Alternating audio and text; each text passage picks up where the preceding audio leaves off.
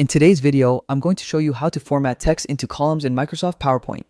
This technique is perfect for making your slides look clean, balanced, and easier to read, especially when you're working with large chunks of text. Let's get started.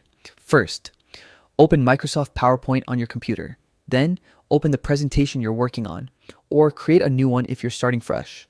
Once you're in, select the slide that contains the text you want to split into columns. Click on the text box holding your text to select it.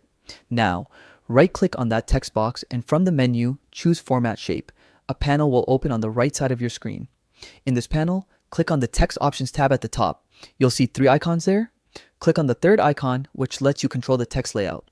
Next, click on the Columns button. Here, you can choose how many columns you'd like.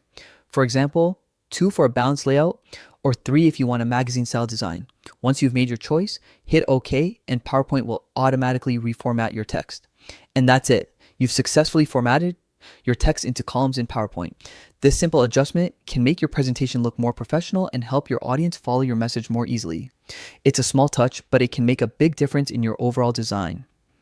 Thanks for watching, and I hope you found this tutorial helpful. If you did, don't forget to like the video and subscribe for more PowerPoint tips and tricks.